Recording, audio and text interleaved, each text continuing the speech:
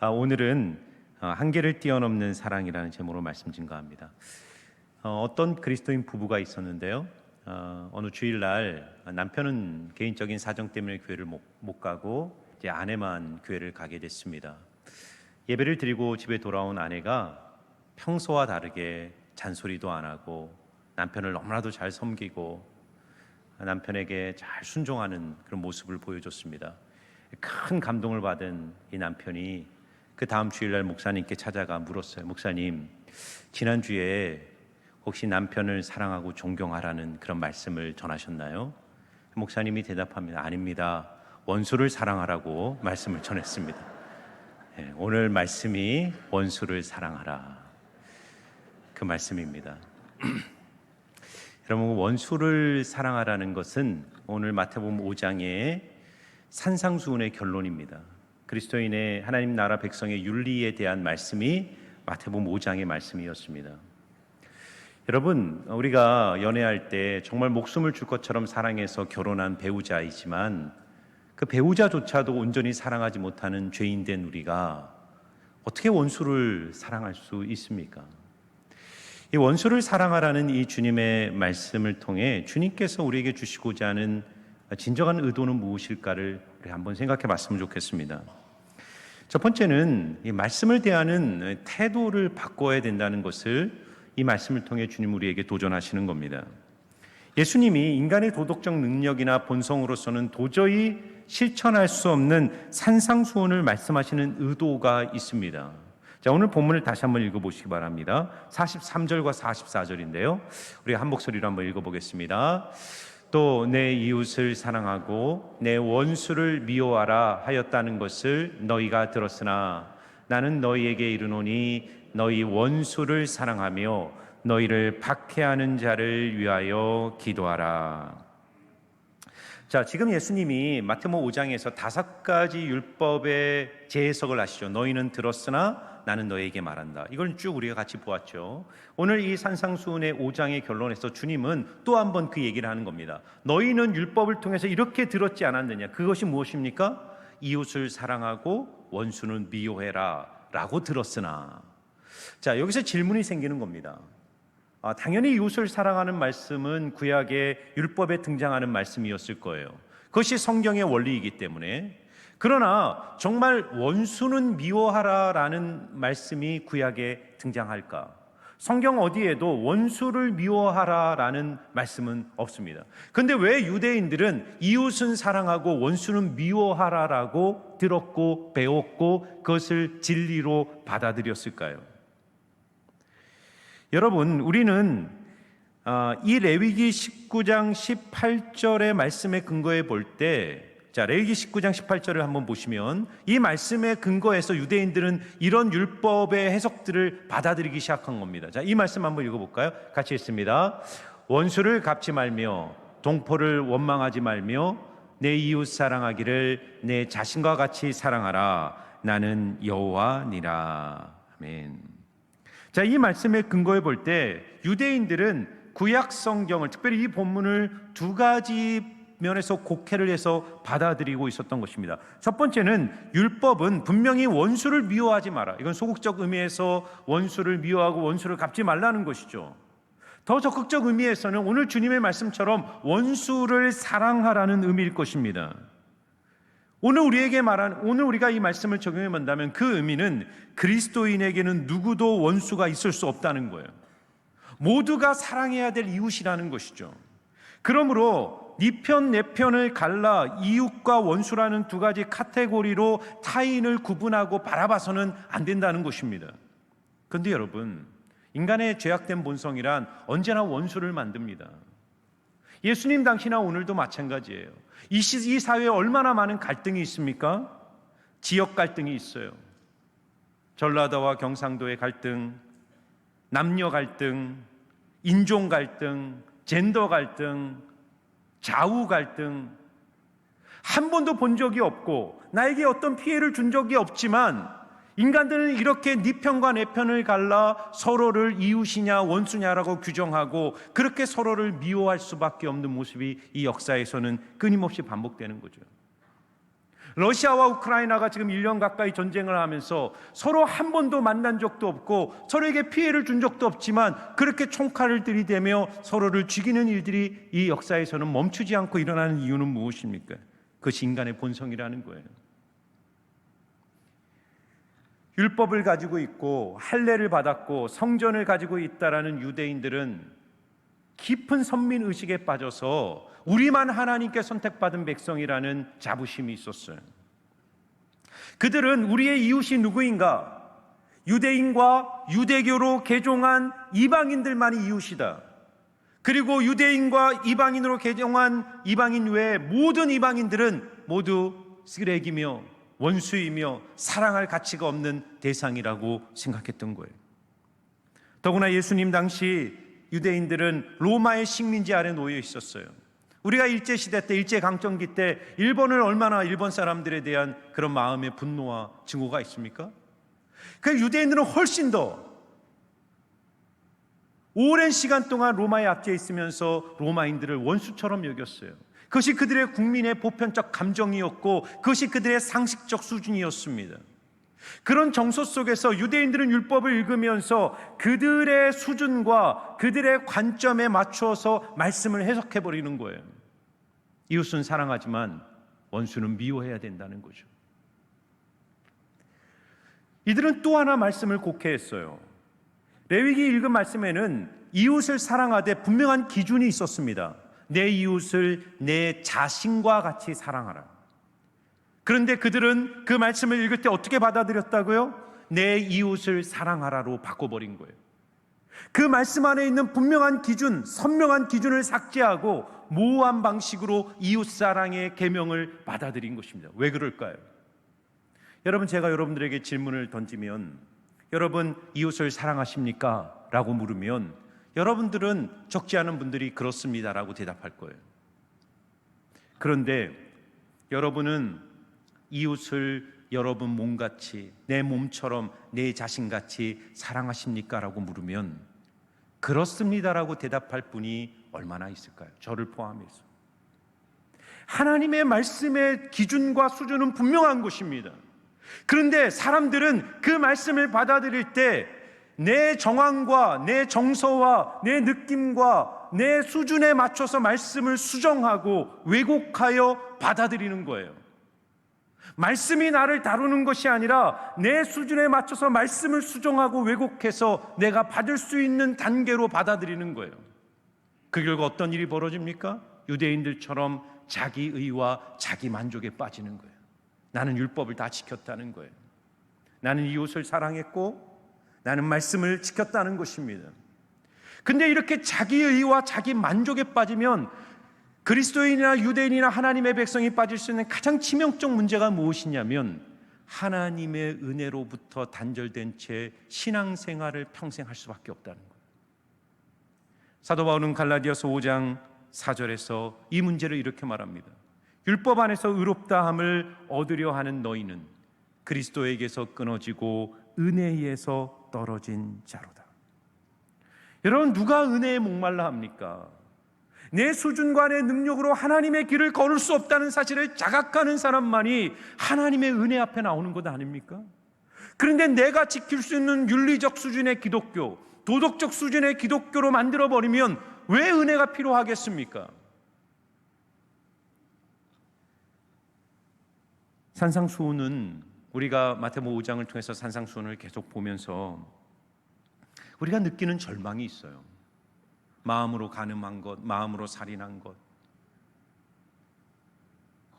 오늘 말씀에 있는 것처럼 원수를 사랑하고 오른뺨을 때리면 왼뺨을 돌려대고 오리를 가라면 십리를 가고 속옷을 달라면 겉옷을 주는 이런 주님의 하나님 백성을 향한 하나님의 요구는 인간의 윤리적 차원, 도덕적 차원에서 이루어지는 것이 아닙니다. 이것은 초윤리죠.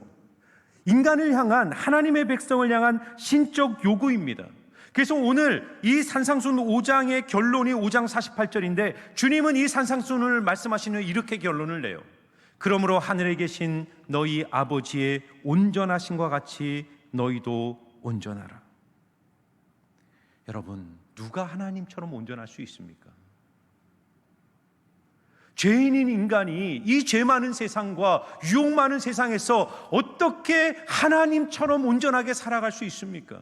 그럼에도 불구하고 주님이 이 산상수훈의 말씀을 우리에게 들이미는 이유가 무엇일까요? 날 것 그대로의 말씀 앞에 정직하게 직면할 때 참된 자기 인식을 갖게 돼요. 종교적 포장을 벗어버리고 도덕적 윤리적 자기 만족을 벗어버리고 내가 하나님의 말씀 앞에 서보니 내가 얼마나 소망 없는 죄인이며 내가 얼마나 무능한 인생임을 깨닫게 돼요.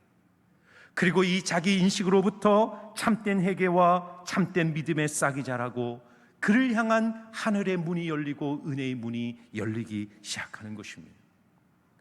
그러므로 여러분, 습관적 신앙을 벗어버리고 시류에 흘러가는 기독교 신앙, 풍어로 듣고 내 종교적 감성과 도덕적 수준에서 이루어가는 신앙이 아니라 정말 액면 그대로 하나님의 말씀 앞으로 들어가 주님이 오늘 나에게 요구하시는 음성이 무엇인가를 듣고 그 말씀 앞에 내 자신을 온전히 내어놓아 하나님의 은혜 앞에 겸손히 엎드리는 말씀의 사람, 진리의 사람 되시기를 주의 이름으로 축원합니다.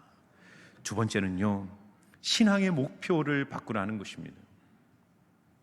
여러분, 우리가 마태복음 5장의 산상수훈을 쭉 공부하면서 팔복을 나누었고요, 빛과 소금이 되라는 말씀을 나누었고, 또 5가지 반대 명제 재해석을 통해서 주님이 오늘 원수사랑까지 계속 줄기차게 끌고 오면서 주님이 강조하는 한 가지 키워드는 뭡니까?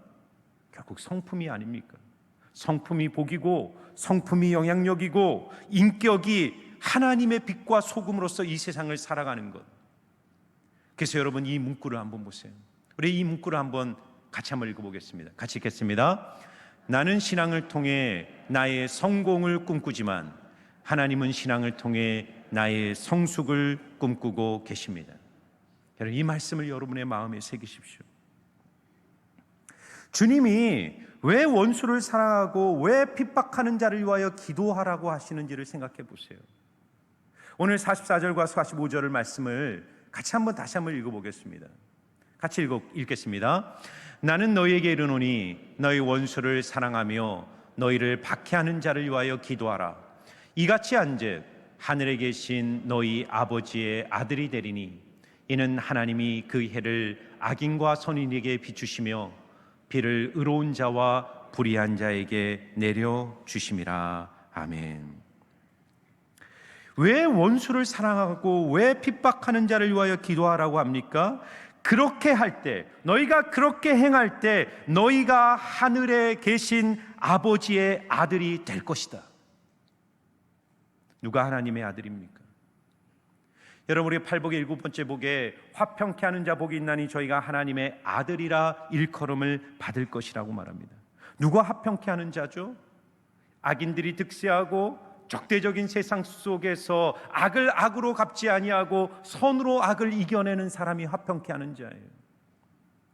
세상에는 세 종류의 사람이 있어요. 선을 악으로 갚는 사람들이 있습니다. 부도덕한 사람들이죠. 나쁜 사람들입니다.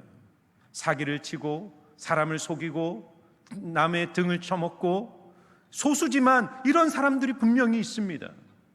그러나 대부분의 소시민들은 도덕적인 사람이에요. 선을 선으로 갚는 거예요. 나에게 선을 행한 사람, 나에게 좋은 사람에게 나도 최선을 다해 갚고 최선을 다해서 배려하고 다 가족들을 사랑하고 이웃을 사랑하고 싶어하는 마음들이 인간의 본성 안에는 선함이 있죠. 그러나 주님이 오늘 하나님의 백성에게 요구하는 것이 무엇입니까? 악을 선으로 갚는 사람이에요. 악을 선으로 갚는 사람. 오른뺨을 때리면 왼뺨을 돌려대고, 속옷을 달라 하면 겉옷을 주고, 오리를 가자 그러면 십리를 동행하고, 그리고 이런 삶의 완성에 원수를 사랑하고 자기를 박해하는 자를 위하여 기도해 줄 수 있는 사람. 그리고 이런 사람을 예수님 뭐라고 말하죠? 바로 그가 하늘에 계신 하나님의 아들이 될 것이다. 왜냐하면 바로 그 모습만이 하늘 아버지의 인격과 성품을 닮은 그분의 자녀라는 가장 명백한 증거이기 때문입니다. 여러분, 오늘 본문은 우리가 아버지라 부르는 하나님을 어떻게 소개하고 있습니까? 45절 한번 다시 보실래요?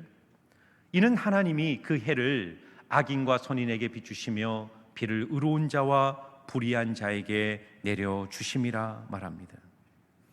여러분, 하나님 앞에 인간은 어떤 존재냐면 우리는 하나님을 반역한 인생들입니다. 우리는 하나님 앞에 섰을 때 죄인이며 원수이며 진노의 자녀입니다. 하나님은 인간을 마땅히 징벌하시고 징계하시고 심판하셔야 마땅합니다. 그런데 그 하나님이 사랑받을 만한 아무런 조건과 자격이 없는 우리를 향해 어떻게 하신다고요? 하나님은 악인과 선인에게 동일하게 햇빛을 주시고 비를 주신다는 거예요. 의로운 자나 불의한 자나 구분하지 않고 하나님은 모든 자에게 은총과 혜택을 베풀어 주신다는 것입니다. 이것을 바로 신학적으로 일반 은총이라 그래요.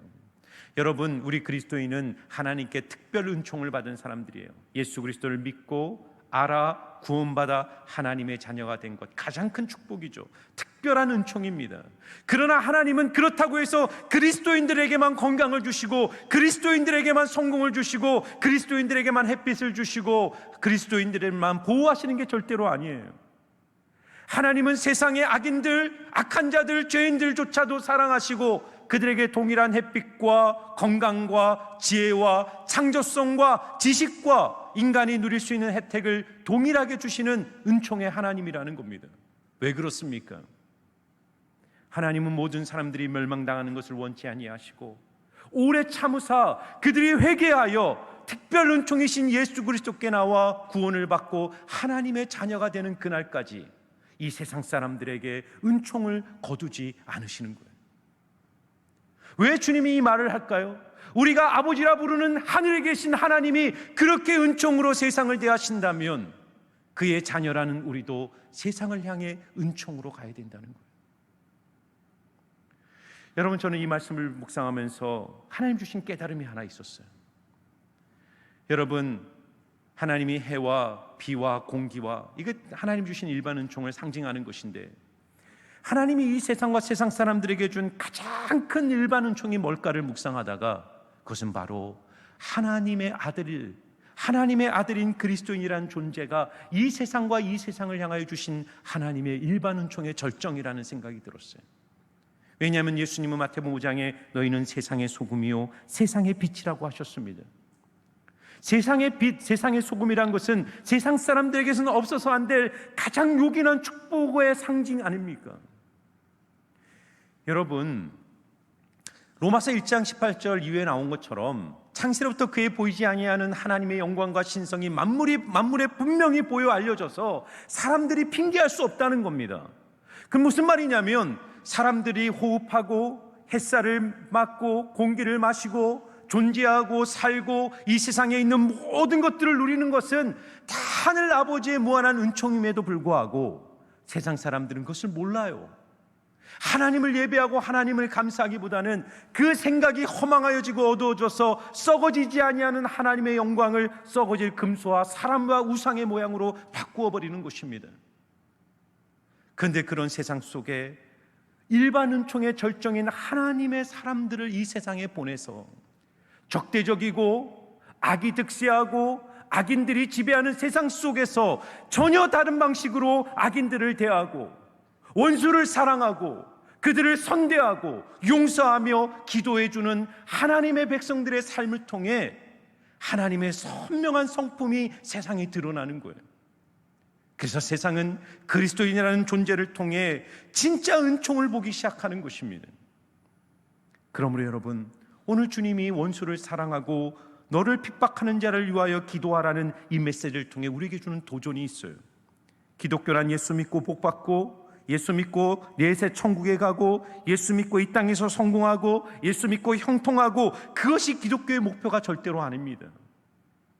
물론 기독교에는 그런 은혜가 있어요. 그런데 여러분 생각해 보세요. 성공하고 복받고 건강하고 잘되고 형통한 것은 일반 은총 속에서 세상 사람들도 누리는 복입니다. 예수 안 믿어도 건강하고요, 예수 안 믿어도 성공하고요, 예수 안 믿어도 더 똑똑하고요, 예수 안 믿은 사람들이 더 잘 나갈 수도 있습니다. 만일 기독교의 목표가 예수 믿고 그런 거라면 왜 교회를 나옵니까? 굳이 그럴 필요가 없습니다. 그러나 여러분, 기독교에서 줄 수 있는 진짜 복과 진짜 실력이 있어요. 세상이 절대로 누릴 수 없는 하나님의 복이 있어요. 그것은 무엇입니까? 예수 믿고 믿음의 본질은 하나님의 아들이 되는 거예요. 하나님의 아들이 되는 것이 무엇입니까? 원수를 사랑하고 핍박하는 자를 위하여 기도할 수 있는 성품과 인격의 실력을 드러내는 것. 고린도전서 13장 1절과 2절을 보시기 바랍니다. 같이 한번 이 말씀 읽어볼까요? 함께 읽겠습니다. 시작. 내가 사람의 방언과 천사의 말을 할지라도 사랑이 없으면 소리나는 구리와 울리는 꽹과리가 되고, 내가 예언하는 능력이 있어 모든 비밀과 모든 지식을 알고 또 산을 옮길 만한 모든 믿음이 있을지라도 사랑이 없으면 내가 아무것도 아니요. 여러분, 여기에 지금 바울이 열거하는 것들 한번 보세요. 사람의 방언, 천사의 말, 예언하는 능력, 모든 비밀을 아는 지식, 산을 옮길 만한 믿음, 얼마나 놀라운 것들입니까? 여러분, 소위 신령한 사람이라고 주장하는 사람들, 내가 하나님이 보내신 하나님의 사람이라고 말하는 사람들이 내세우는 것들이 이런 거예요. 내가 천사의 방언을 하고 예언하는 능력이 있고 산을 옮길 만한 믿음이 있고 병을 고치고 영적인 지식을 가지고 있다고 내세우면서 내가 하나님의 아들이라고 자랑해요. 그리고 사람들은 마치 그런 사람들이 정말 하나님의 아들인 것처럼 그 앞에 무릎을 꿇고 그들을 교주로 섬기고 추앙하죠. 근데 사도 바울은 뭐라 말하죠? 이 모든 것을 너가 가지고 있을지라도 내가 사랑이 없으면 울리는 꽹과리가 되고 내가 아무것도 아니다. You are nothing. 하나님 앞에서 아무것도 아니다라고 말하는 거예요. 바울이 말하는 것이 무엇입니까? 진짜 하나님의 아들됨의 증표가 무엇입니까? 사도 바울은 고린도전서 13장 4절에 이렇게 말해요. 사랑은 오래 참고, 사랑은 온유하며, 시기하지 아니하며, 사랑은 자랑하지 아니하며, 교만하지 아니하며라고 말합니다. 진짜 그리스도인의 실력이 뭔지 아세요? 교주들처럼 사람들을 함부로 통제하고 컨트롤하고 인간의 존엄을 무시하고 신의 이름으로 사람을 통제하는 것이 아니라, 그렇게 자기를 괴롭히고 힘들게 해도 끝까지 그를 참아내고 오래 참고 인내하며 한 영혼을 품고 하나님의 마음으로 선으로 대하는 그 모습 속에 그의 신성함과 그의 신적 능력과 영광이 나타나는 것입니다. 여러분, 성령의 은사와 성령의 열매의 차이가 무엇인지 아세요? 지금 사도 바울이 고린도전서 13장에서 열거한 것은 다 은사예요. 은사는 영적 성숙과 상관없습니다. 어린아이와 같은 자들에게 주님이 주실 수 있는 것들이 은사예요. 그것은 하루아침에 내가 받은 기프트입니다. 그러나 여러분, 열매는요, 열매는 하루아침에 열리는 법이 없어요. 열매는 오랜 시간의 기다림과 땀과 눈물과 인내와 발걸음 속에서 보이지 않게 조금씩 조금씩 내 성품과 인격 속에서 빚어지는 것입니다. 성령의 9가지 열매, 사랑과 희락과 화평과 자비와 양성과 충성과 온유와 오래 참음, 이런 하나님의 성품의 복은 내 주변에 있는 사람들과의 인간관계 속에서 인내하고 갈등하고, 그러나 주님 앞에 무릎 꿇고 그 영혼을 품기 위해서 몸부림치며 자기를 부정하고 부인하는 그 삶의 발걸음 속에 내가 조금씩 조금씩 주님을 닮아가는 것입니다. 그러므로 여러분, 제가 구체적인 적용을 여러분들에게 드리기를 원합니다. 여러분의 인생 속에 어느 날 원수와 같은 사람이 나타난다면 꼭 2가지를 하셔야 돼요. 첫 번째는 그 원수와 같이 나를 찌르는 사람이 있다면 하나님께서 지금 내 인격과 성품이 더 주님 닮으라고 내 인생에 붙여주신 축복의 통로라고 받아들이시기를 바랍니다. 아멘이 안 나오시죠? 쉽지는 않죠. 그러나 그렇게 생각하셔야 돼요. 주님이 나를 바꾸시기 위해서. 여러분, 인내라는 것이 하루아침에 만들어집니까? 그냥 성령 체험 한번 한다고 갑자기 인내라는 게 만들어질까요? 인내할 수 없도록 만드는 어떤 사람이 내 인생에 있어서 그 사람을 참아주고 기다려주고 품어주는 과정을 통해서 인내는 만들어지는 거예요. 여러분, 예수님은 원수를 사랑하라 그랬지 원수를 좋아하라고 그러진 않았습니다. 사랑하는 것과 좋아하는 것은 달라요. 좋아하는 것은 감정입니다. 내 상대방의 어떤 조건과 이유 때문에 그에 대한 호감을 갖고 그를 좋아하게 되는 거죠. 그러나 주님이 말하는 원수를 사랑하는 것은 감정이 아니라 의지입니다. 내 감정과 느낌은 여전히 불편하고 여전히 분노하고 여전히 상처가 있지만 하나님의 은혜를 의지하여 의지적으로 그를 사랑하기로 결단하는 거예요. 그리고 그 의지적 사랑의 출발에 기도가 있는 것입니다. 그를 위하여 기도하라는 거예요. 핍박하는 자를 위하여 기도하라는 겁니다. 기도하면 원수가 이웃으로 보이기 시작합니다. 긍휼함이 밀려오고 나와 상대방 안에 영적 변화가 일어나면서 하나님이 내 안에 변화를 시키셔서 한 영혼을 주님 닮은 성품으로 조금씩 빚어내시는 거예요. 제가 한 8년 정도 이민교회 목회를 하면서 참 행복했고 좋았던 일들이 훨씬 많았죠. 그러나 참 힘들었던 순간들이 있었어요. 이민 목회를 할 때 정말 저를 가시처럼 찌르는 한 분이 계셨습니다. 인생을 살면서 한 번도 그런 대우를 받아본 적이 없고 그런 평가를 받아본 적이 없기 때문에 정말 너무나도 충격적이고 너무나도 힘들었어요. 자다가도 벌떡벌떡 일어나고 그분만 생각하면 끓어오는 분노가 있고 어떻게 그리스도인이라는 사람이 저럴 수 있는가? 그의 허물이 보이고 그러다가 하나님이 제 마음속에 그분을 위해서 기도하라는 마음을 주셔서 힘들지만 의지적 순종을 가지고 기도하기 시작했어요. 계속 기도할수록 마음에 드는 생각이 있어요. 너가 문제다라는 거예요. 너가 문제다. 그의 허물이 아니라 저의 허물이 보이기 시작하는 거예요. 목사로서 그런 영혼 하나도 품지 못하는 그런 좁은 가슴으로 어떻게 너가 목사하고 주님의 자녀라고 말할 수 있느냐라는 주님의 음성이 들리기 시작합니다. 그리고 그분이 주님의 손에 들려진 끌과 망치라는 사실을 알게 됐어요. 그리고 그분이 참 긍휼하게 여겨지는 거예요. 저분도 나를 미워하느라고 얼마나 고생하고 계실까. 저분도 참 힘들겠지. 그런 마음이 들면서 주님이 제 마음을 만져주시는 거예요. 그래서 참 감사한 것은요, 그분과 저의 관계 때문에 교회가 어려웠다가 주님이 이 관계를 변화시켜 주셔서 모든 성도님들이 보는 앞에서 서로 화해하고 포옹하고 안아주면서 교회가 평화롭게 회복되는 경험을 하나님이 허락해 주셨습니다. 지금 돌아보면 이민 목회의 경험 속에서 그 순간이 어쩌면 가장 힘든 순간이었지만 내 인생에 가장 유익하고 귀한 시간이었다는 것을 깨닫게 됩니다. 저는 결론적으로 한 분에 대한 이야기를 여러분과 나누고 마치기를 원합니다. 이 원수 사랑에 대한 이야기를 나눌 때면 늘 제 마음에 떠오르는 분이 있어요. 손양원 목사님. 37세 평양신학교를 졸업하고 전라남도 여수의 애양원이라는 곳에 목회하시. 이 애양원은 여수의 나환자들이 모여있는 교회였어요.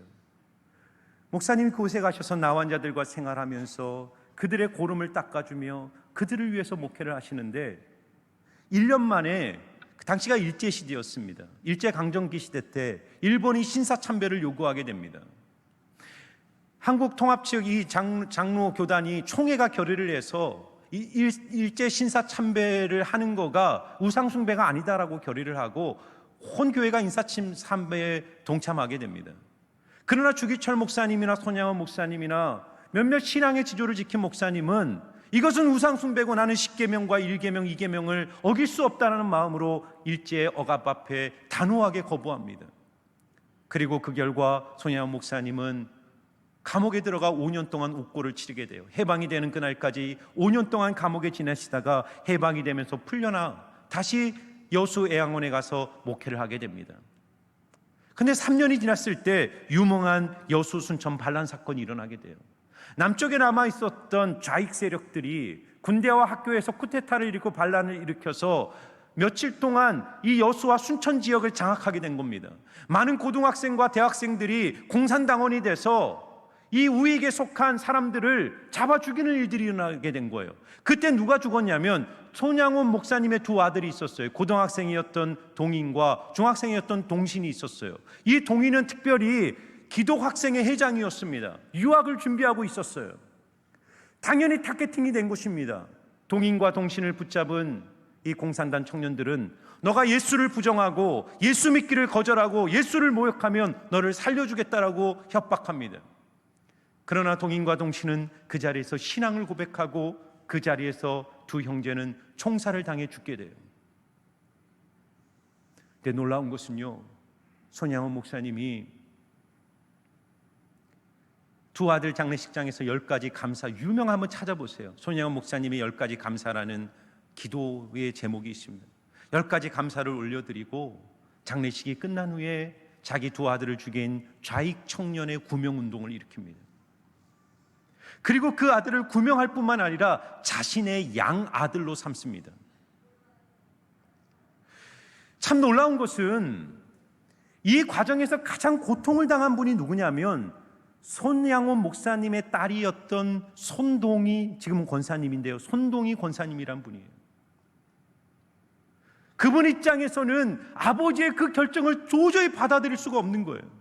아버지, 내가 평생 살면서 아버지 말씀에 불순종한 적 한 번도 없지만 이것은 할 수 없습니다. 어떻게 내 두 오빠를 죽인 저 원수와 같은 인간을 나의 오빠라고 부르라고 하십니까? 저는 할 수 없습니다. 그때 손양원 목사님이 이렇게 얘기를 해요. 동희야, 내 말 잘 들어보렴. 나는 10계명, 1계명, 200계명에 나 외에 다른 신 앞에 우상 절하지 말라는 하나님의 말씀에 순종하여 5년 동안 일제치하에서 옥고를 치르지 않았느냐. 만일 10계명의 1계명과 2계명이 하나님의 명령이기 때문에 내가 순종했다면 원수를 사랑하라는 예수님의 명령을 내가 어찌 순종하지 않을 수 있겠느냐. 너의 두 오빠는 순교하여 하나님 나라 갔지만 그 두 오빠를 죽인 저 청년은 지옥 갈 것이 분명한데 어찌 그 청년 지옥 가는 것 가만히 보고 있을 수 있느냐. 그리고 예수님은 원수를 사랑하라 그랬지 용서하라 그러지 않았다. 용서하는 것으로 충분하지 않아. 그를 사랑하려면 그를 내 아들로 삼아 그를 변화시켜야 되지 않겠느냐. 여러분, 저는 손양원 목사님의 이 이야기를 들을 때마다 한없이 부끄러우면서도 어떻게 가능할까? 이게 어떻게 가능한 일일까? 손양원 목사님은 타고나면서부터 천사 같은 성품을 가지고 태어난 분일까? 그렇지 않을 것입니다. 손양원 목사님도 죄인이고 자기 아들을 죽인 그 원수와 같은 청년을 향한 미움과 증오와 적개심 속에 잠을 못 이루며 괴로워하셨을 거예요. 그러나 그분은 주님의 말씀을 붙들고 하나님의 말씀이기에 순종하기로 결단하셨을 거예요. 그리고 그것이 정말 가능했던 이유는 무엇일까요? 손양원 목사님은 누구보다도 십자가에 나타난 자신을 향한 하나님의 사랑이 얼마나 큰가를 깨달은 분 아니겠습니까? 내 아들을 죽인 저 원수보다 하나님 앞에 더 원수 같은 나, 벌레 같은 나, 죽어 마땅한 나를 위해 자기 아들을 주시기까지 사랑하신 그 하나님의 사랑을 받은 내가 어찌 저 영혼을 사랑하지 않을 수 없을까? 여러분, 말씀은 듣는 것이 아니라 순종하는 것입니다. 여러분의 삶의 자리에서 여러분을 힘들게 하고 여러분에게 고통을 준 분이 있다면 그분을 좋아할 수는 없어도 그분을 사랑하기로 결단하십시오. 그리고 기도하십시오. 여러분이 한 영혼을 붙들고 기도할 때 십자가에 나타난 하나님의 사랑이 얼마나 큰 것인가를 깨닫게 될 것입니다. 그리고 그 사랑의 힘을 힘입어 그분과의 관계가 풀어질 뿐만 아니라 여러분의 인격을 주님과 같은 성품으로 변화시켜서 이 세상의 빛과 소금으로 우뚝 세우실 그 하나님의 크신 사랑을 깊이 경험하게 될 줄 믿습니다. 이제 우리 한번 찬양했으면 좋겠는데요. 우리의 힘으로 안 되기에 주님의 선한 능력으로, 주님의 능력으로 내가 일어나 주님의 힘으로 주님의 말씀 순종하며 살겠습니다. 이 고백으로 선한 능력으로 찬양합니다.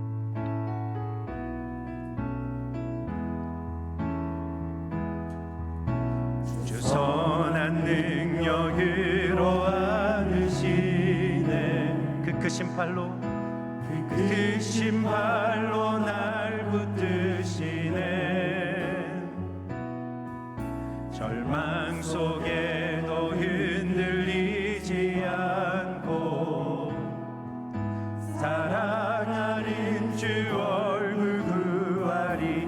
이전의 괴로움 날 애워싸고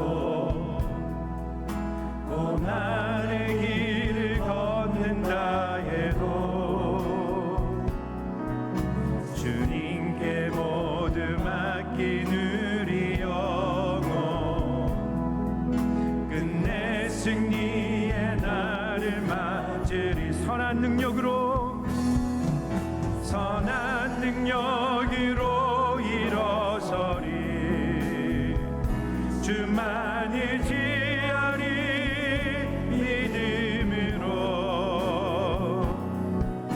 우리 고대 안에 주 오실 그날 영광의 새날을 맞이하리. 주님이 마신 고난에 쓴 잔을 우리도 감사하며 받으리. 주님의 남은 고난 채워가며 예수와 복음 위에 살리라. 선한 능력으로 일어서리. 의지하리 믿음으로.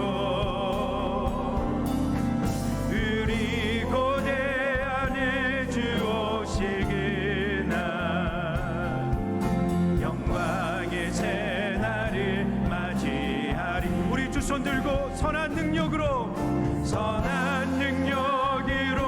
일어서리. 주만 의지하리 믿음으로. 우리